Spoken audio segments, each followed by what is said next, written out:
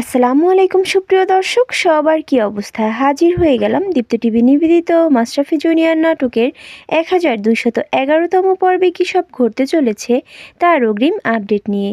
এই পর্বটি কেউ মিস করবেন না, কারণ এই পর্বে আপনারা দেখতে পারবেন মনিকে দেখা যাবে অনেক দিন মাঠে আসতে না পারায় তার ফিটনেস একদম নষ্ট হয়ে যাবে, যার কারণে মনিকে এবছরও জাতীয় দলে খেলতে নিতে চাইবে না একাডেমিক কোচরা। তখন মনি ফিটনেস টেস্ট করতে গেলে মনি তেমন একটা আশানুরূপ মার্কস তুলতে পারবে না। তারপরেও মনি কোর্স ম্যামদের কাছে অনুরোধ করে আবারও ফিটনেস টেস্ট করতে গেলে মনিকে দেখা যাবে সে সেখানে সেন্সলেস হয়ে পড়ে যাবে।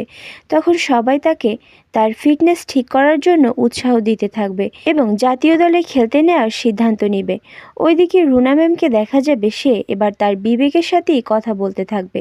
সে তার বিবেককে প্রশ্ন করবে যে তাড়াহুড়া করতে গিয়ে আবার কোনো কিছু ভুল করে ফেলছি না তো? এই বয়সে এসে আবার পচা শামুকে পা কাটছি না তো? আর যদি তা হয়েও থাকে তাহলে আমি সেটা সহ্য করতে পারবো তো? তখন তার বিবেক তাকে বলবে, হ্যাঁ সহ্য করতে পারবি। ঠিক তখনই তার কাছে জালাল চৌধুরী ফোন করবে।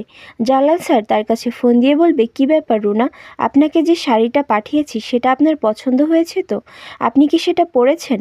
তখন রুনা ম্যাম বলবে, না এখনও পরিনি, তবে একটু পরেই পরে ফেলবো।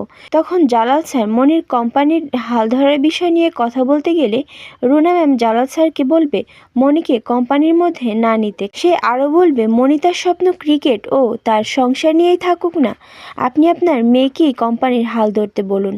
তখন জালাল স্যারও তার কথায় সহমত পোষণ করবে।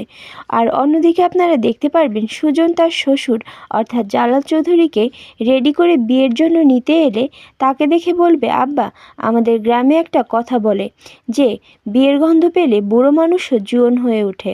তখন জালাল চৌধুরী বলবে, সুজন আমি কিন্তু তোমার বেয়াই না, আমি তোমার শ্বশুর, অতএব কথাবার্তা ঠিক করে বলো।